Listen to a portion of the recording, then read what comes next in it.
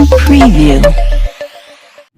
बोलिए साहब, किसानों का जो मुद्दा चल रहा है उस ताल्लुक से। देखिए कि किसानों का मुताल्लिक से जो मसला चल रहा है, तो किसान अगर सबसे ज़्यादा कहीं पीड़ित है तो महाराष्ट्र के अंदर, महाराष्ट्र के विदर्भ के अंदर, और उसी के साथ साथ मराठवाड़ा के अंदर और इसी देश के अंदर अलग अलग तरीके से, लेकिन ज़्यादातर प्रभाव अगर है कि पीड़ितों का तो वो है महाराष्ट्र। उसी के साथ साथ में हर जहाँ भी ऐसी है जहाँ पर सिंचाव कम होता है, पानी का रिसाव कम होता है, पानी नहीं होता है, बड़ी जमीन ज़्यादा होती है, उस तरफ भी किसान बहुत परेशान है।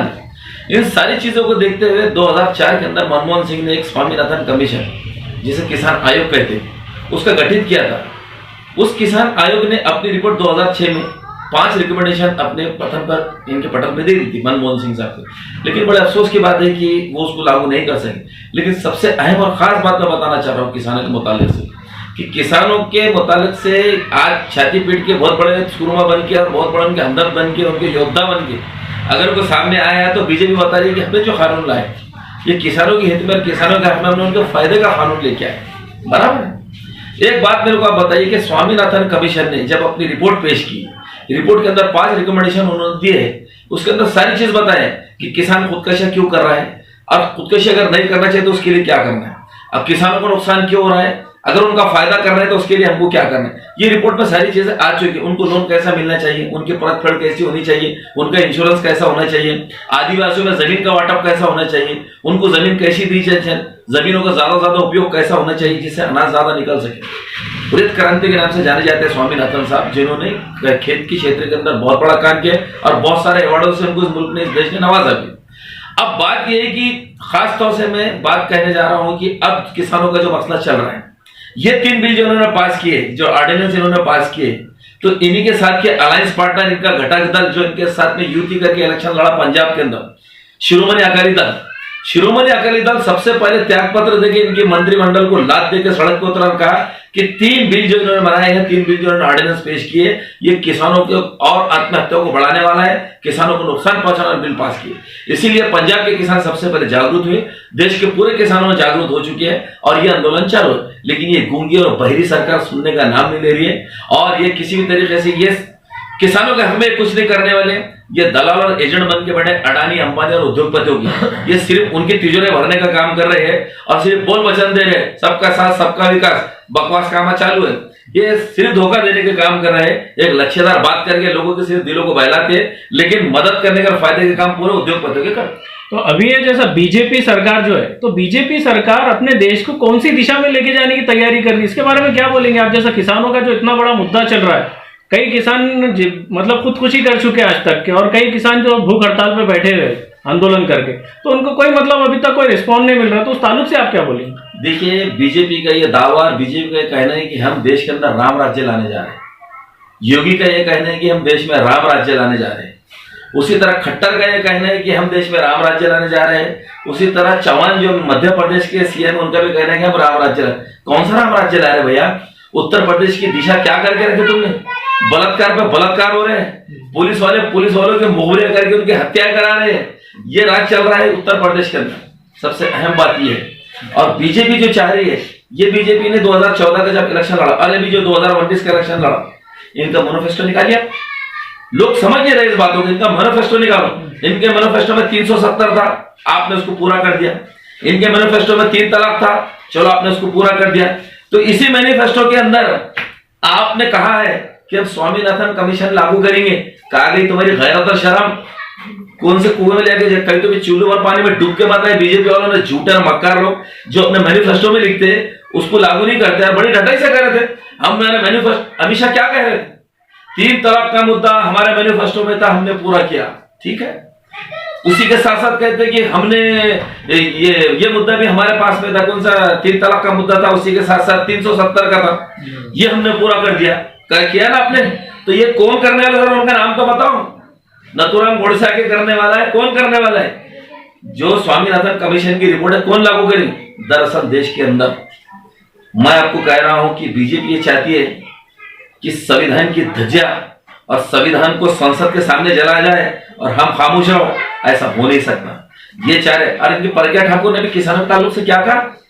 वो प्रज्ञा ठाकुर जो खुद टेररिज्म के केस के अंदर मुलविस है, चार्जशीट फाइल हुआ चार्जशीटर अतीरी की, वो कह रही है कि किसान खालिस्तानी है, किसानों को बहका के लाया जा रहा है, और कैसे कैसे बड़े बोल रहे हैं। यानी कि अगर इनके खिलाफ में कोई एजिटेशन करेगा तो वो खालिस्तानी हो जाता है, इनके खिलाफ कोई प्रोटेस्ट करता है तो वो दहशतवादी हो जाता है, इनके खिलाफ अगर कोई हक की आवाज उठाता है तो वो देशद्रोही हो जाता है। तो ये नाटक और खेल कर रही है, सत्ता का पूरा दुरुपयोग कर रहे हैं। ये जो है तो खुले तौर पर लोकशाही मार्ग से जितने भी हक दिए हुए लोगों को उनसे वंचित रख के सिर्फ अडानी, अंबानी, माल्या के दलाल बन के बैठे। बताइए आप मेरे को, ये लॉकडाउन जैसे कोविड के पीरियड के अंदर आप मेरे को बताइए, शरणार्थी मजदूरों को मदद करना जरूरी था कि उद्योगपतियों का खर्च माफ करना जरूरी था? जिस तरह किसान खुदकशी कर रहे हैं उनको मदद करना जरूरी था? क्या उद्योगपतियों के खर्च माफ करना जरूरी था? अभी जो बच्चे 6 महीने से 8 महीने से स्कूलों को नहीं गए, बच्चे प्राइमरी स्कूल से लेकर तो हायर एजुकेशन तक, इनकी फीस माफ करना जरूरी था? क्या ये बताइए मेरे को, कंपनियों के, उद्योगपतियों के खर्च माफ करना जरूरी था? तो ये सिर्फ मुखट्टे बन के, दलाल और एजेंट बन के बैठे रहिए। ये कौम को बहुत बड़ी खई मिलेगी इन्होंने देश को बहुत बड़े गड्ढे में डाल चुके। और जिनके जो पत्रकार चाटुकार बैठे हुए, जो नेशनल मीडिया के लोग, ये दलाल और एजेंट, ये सिर्फ वही ढोल बजाते, वही कव्वाली गाते जो स्क्रिप्ट लिख के अमित शाह और मोदी को देते। सुबह से शाम तक एक ही काम है इसको, राम राम जपना, पराया माल अपना। ये चल रहा है देश के अंदर। अभी साहब मैंने देखा जैसा MIM जो ऐसी पार्टी है जो मतलब वो कोई कास्टनिज्म नहीं करती, बेशक, बस मतलब जहां पर कोई मुद्दा हो वहां पर बिल्कुल उछल पड़ती है, बीच में कूद के जैसा भी जो भी निकलता सुझाव उसका रास्ता निकाल लेती है बराबर। अभी किसान के ताल्लुक से जो MIM जो वर्क कर रही है, तो यहाँ पर ना कोई हिंदू, ना कोई मुस्लिम, ना कोई पंजाब, ना कोई ईसाई सिख, तो ये सबके लिए कर रही है। तो अभी ये जो अवाम का मतलब अवाम को लेके अदर कास्ट वालों से जो मतलब दिमाग में, माइंड में जो फाइट बैठा हुआ है कि भाई ये जो वन साइड पार्टी है, पूरा मुस्लिम है, लेकिन मैंने MIM को देखा है कि कोई जातनिज्म नहीं है, कास्टनिज्म नहीं है, बिल्कुल नहीं। तो उस ताल्लुक से आप क्या बोलेंगे अदर कास्ट के लिए? देखिए, मजलिस इत्तेहादुल मुस्लिमीन के ताल्लुक से तमाम समाज के लोगों ने एक बात को साफ तौर पर यकीन करना चाहिए कि ये किसी एक मजहब की पार्टी नहीं, ये सिर्फ मुसलमानों की पार्टी नहीं है। शिरोमणि अकाली दल भी नाम है, तो वो क्या सिर्फ सिखों की पार्टी हो गई क्या? शिवसेना भी नाम रखा गया है, तो वो क्या सिर्फ हिंदू की पार्टी हो गई क्या? उसमें मुसलमान नहीं है क्या? शिरोमणि अकाली दल में मुसलमान, ऐसे कई आपको राजनीतिक पार्टियां मिलेंगी। उसी तरह मजलिस इत्तेहादुल मुस्लिमीन में सिर्फ मुसलमानों की जमात नहीं। लेकिन एक बात याद रखिए, ST, SC, पिछड़ा, अति पिछड़ा, आदिवासी, ऐसे हर वो समाज जिनको सियासी तौर पर ये सत्ता पर बैठे हुए लोग वंचित रखते हैं, उनको नजरअंदाज करते हैं, उनके साथ सियासी इंसाफ नहीं कर सकते, उनके हक और इंसाफ की आवाज अगर कोई उठाता है और उनको हक दिलाने की जद्दोजहद और लड़ाई कोई करता है लोकशाही मार्ग से, तो वो सिर्फ मजलिस इत्तेहादुल मुस्लिमीन। इसलिए हम तमाम समाज के लोगों से आह्वान करते हैं कि आइए, बैरिस्टर असदुद्दीन अवैसी साहब के साइक्लोपीडिया को देखिए, उनकी बायोग्राफी को देखिए, उनके पॉलिटिकल पूरे काम करने के तरीकेकार को देखिए। एक भी बात संविधान के खिलाफ नहीं करते, एक भी बात संविधान के बाहर नहीं होगी।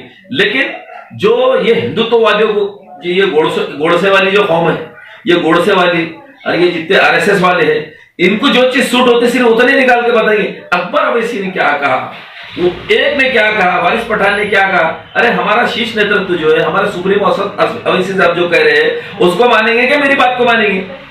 मानेंगे तो असद अवैसी साहब की बात को माना जाएगा ना। असद अवैसी साहब की क़यादत को अगर संजीदगी से जो पढ़ लेगा, समझ लेगा, वो कभी भी उनका दामन नहीं थामेगा सियासत के अंदर, उनका होकर रह जाएगा। तो ये जैसा किसानों के मुतालिक से मैंने आपको कहा है कि इनके मैनिफेस्टो के अंदर है बीजेपी के कि हम स्वामीनाथन जी की कमीशन की रिपोर्ट को लागू करेंगे चुन के आने के बाद, सत्ता में आने के बाद। लेकिन लालिए किसानों की और आत्महत्या को बढ़ाने वाला, उनको नुकसान पहुंचाने वाला, उद्योगपतियों के तिजोरे भरने वाला। उसी के साथ 2016 में प्रधानमंत्री नरेंद्र मोदी ने अशोक दलवाई नाम की एक सदस्य गठित इन्होंने जो तो कमेटी की थी, उसने भी अपनी रिपोर्ट दे चुकी है। अरे जो रिपोर्ट तुमने बनाया उसको लागू नहीं करते, जो रिपोर्ट स्वामीनाथन साहब की तुम्हारे पटल पे पड़ी है उसको लागू नहीं करते, और पार्लियामेंट में कोई बिल नहीं लाते, डायरेक्ट चोरों की तरह रात के अंधेरे में एक ऑर्डिनेंस पास करते, तीन ऑर्डिनेंस पास करते, और उसको लागू करने के लिए हठधर्मी पे उतर जाते। आने वाले दिनों में इनको बहुत बुरे दिनों का सामना करना पड़ेगा सियासी तौर पर, और यही किसान आंदोलन इनको उनकी जगह से, इनकी सत्ता से उखाड़ के फेंकने वाला है। Thank you.